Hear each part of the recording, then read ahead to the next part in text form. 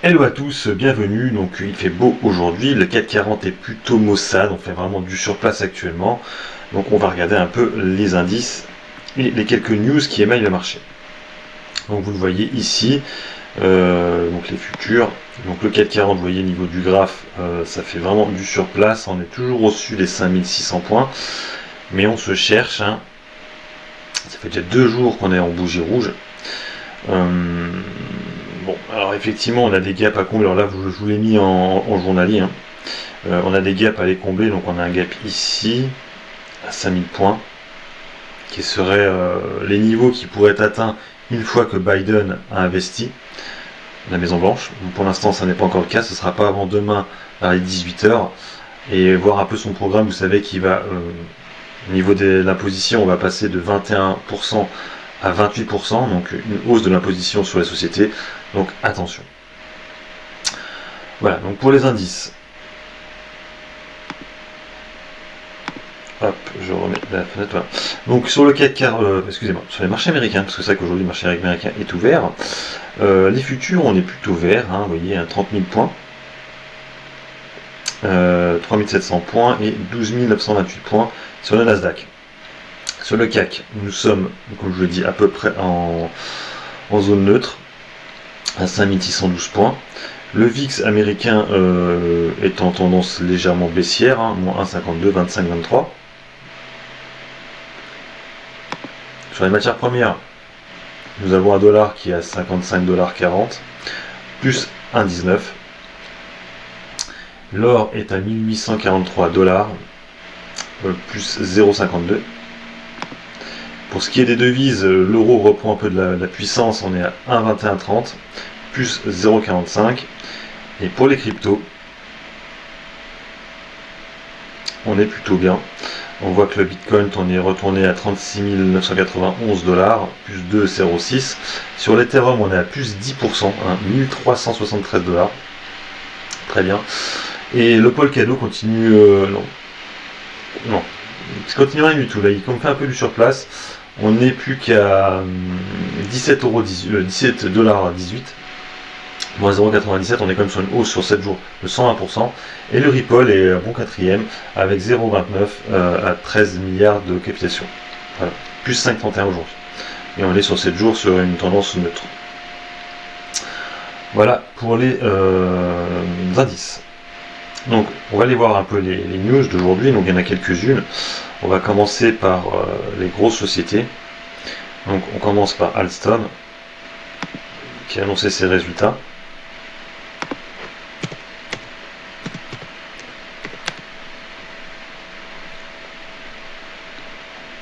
Voilà, donc il prend 3, à peu près 4% aujourd'hui. On a 47,50 €.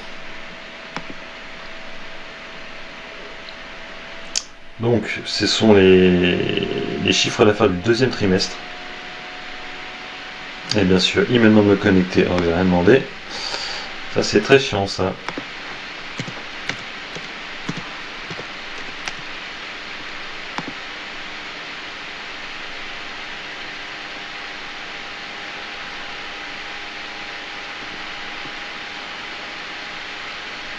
Voilà. Donc, résultat, Alstom fait état mardi une croissance organique de 2%, son chiffre d'affaires du troisième trimestre a été confirmé, bon sans décaler à Alstom. Hein.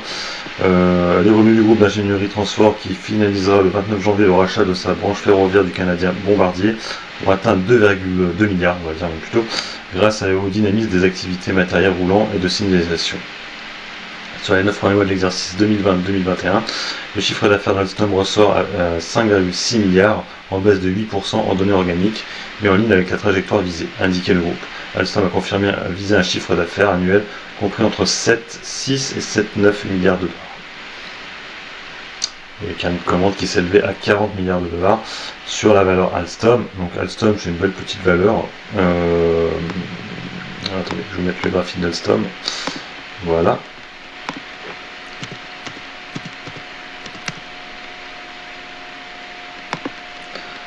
Donc sur Alstom, voilà, on a une belle bougie verte aujourd'hui parce que les résultats étaient meilleurs que devait attendre le marché, parce que c'est vrai qu'on avait chuté pas mal les jours d'avant. Donc bon, hein, on pourrait viser les 50 € actuellement sur la valeur. et vont reprendre vers les niveaux des 45 euros. Je reste 44, 45 euros. Voilà. Ensuite, nous avons, je ne dis pas de bêtises, on va faire ADP. Bon, c'est pas une news très intéressante ADP, mais bon, c'est juste là au niveau de la fréquentation. Des aéroports, on est sur une fréquentation en baisse de quasiment 60% de baisse. On voit que assez bizarrement le marché en a rien à foutre, hein. On est toujours à 95 euros sur ADP, hein. Donc il y a deux news, il y a 23 aéroports signent une charte Airport to Trust, en gros c'est pour tout ce qui est décarbonisation. Bon, c'est pas vraiment une news très intéressante pour les marchés, mais c'est plutôt une baisse du trafic de l'année. On est sur une baisse quand même sur l'année de 60%. C'est vrai que le cours a baissé à peu près de 60%, donc je dirais que c'est pas... Ça va, on n'est pas si bas que ça en fait, hein, sur ADP. Le trafic total du groupe ADP a baissé de 60% sur l'année 2020, avec 96 millions de passagers accueillis dans l'ensemble des réseaux aéroports. J'irai. Pour l'aéroport seul, on est sur une baisse de 70% quand même.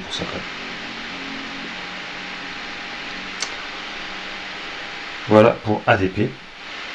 Donc ADP, je vous ai déjà regardé vite fait graphiquement parlant, mais ADP c'est pas pour maintenant, on va dire. Hein. C'est pas pour maintenant, ça peut être une valeur qui rebondit comme assez rapidement.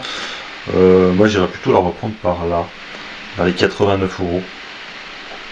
Là c'est vrai qu'on n'y est pas du tout pour l'instant, mais bon, si ça corrige pas mal sur les marchés, on peut aller aux 89,10 euros, donc essayer de la prendre par là dans un premier temps et après 79 euros. Sur ADP.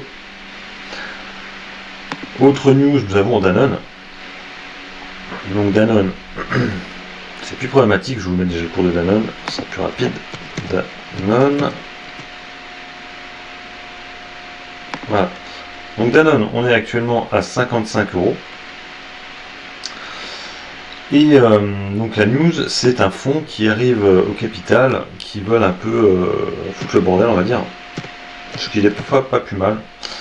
Qui veulent en fait éjecter le directeur général actuel.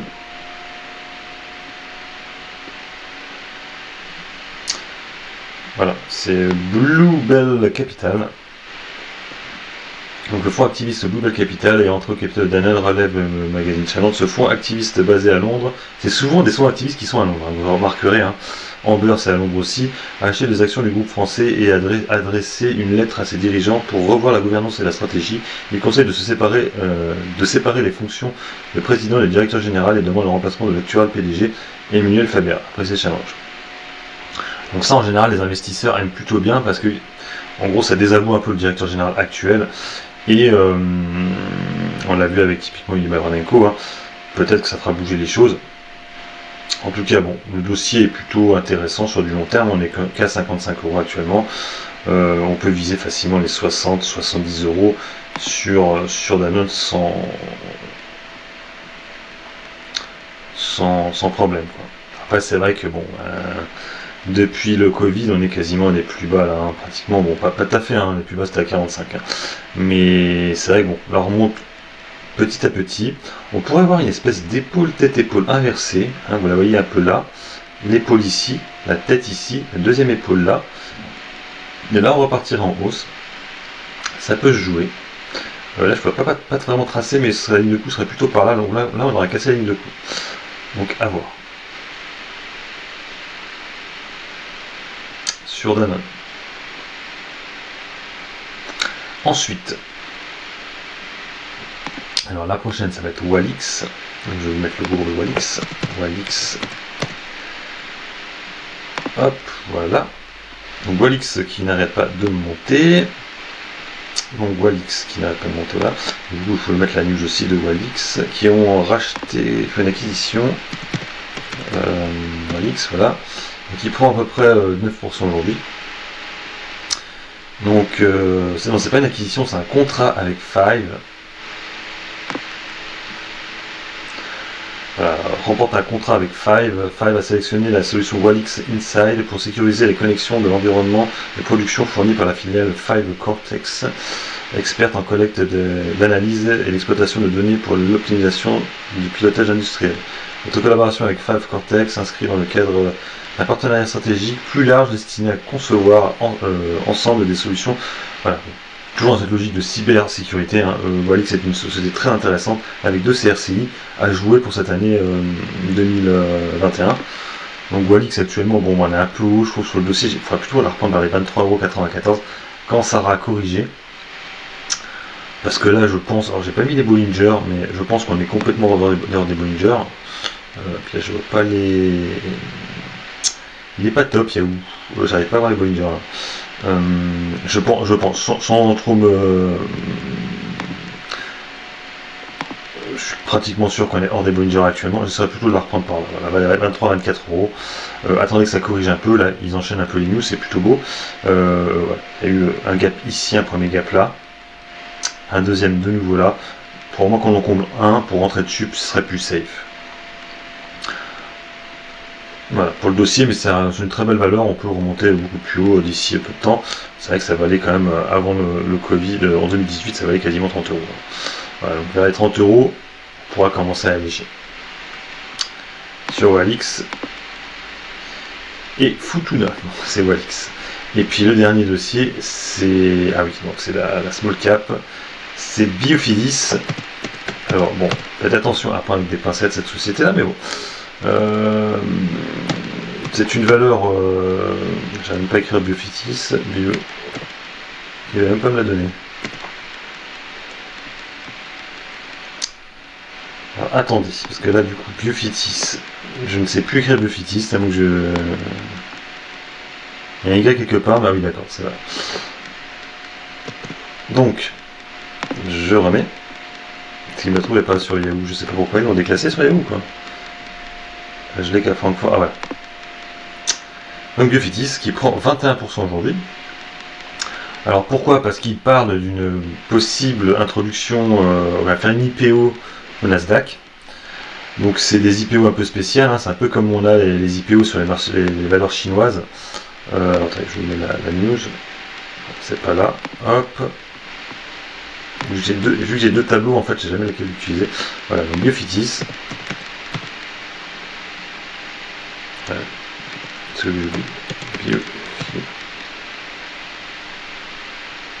Voilà, on va y arriver. Donc on est actuellement sur du plus 26%, ouais, 25-26, ouais, c'est ça. Donc c'est une valeur de trader, hein, pas d'investisseur plutôt, parce que bon, on peut du jour au lendemain avoir une news comme quoi ils vont faire une augmentation de capital, des choses comme ça, hein. Ils sont un peu, ils ont l'habitude. Je vous sais la news que je vais vous montrer, pas le cours de bourse, on s'en fout ça. Voilà, prépare son IPO à Wall Street. Donc avec un American Depository Share, voilà, c'est un peu ce que font toutes les sociétés américaines, chinoises pardon, et un projet du coup de cotation au Nasdaq qui du coup, en fait cette façon de faire te permet juste à des Américains d'acheter ces actions sur le Nasdaq à un moindre coût, et ça juste que ça reporte le cours actuel sur le marché français. Voilà, donc du coup ça en fait des autres fonds côté américain. Après ça a quand même un coût ça. Faut dire que Biofitis, c'est pas non plus une trésorerie de malade, donc c'est vrai qu'attention, il peut y avoir derrière une augmentation de capital, des choses comme ça, pour financer la chose. Après, ça reste plutôt intéressant. La news a été plutôt bien pricée, hein, plus 26%. Alors, pour beaucoup, il faut savoir, sur ces valeurs-là, pour beaucoup pensent que c'est eux qui vont révolutionner la donne. Souvent, on remarquera très souvent que ce genre de valeur, elle monte très rapidement et après ça s'essouffle très rapidement, ça redescend. Donc, valeur de trader, hein, vous rentrez, vous prenez votre argent, vous n'êtes pas trop gourmand et vous ressortez. C'est tout, voilà.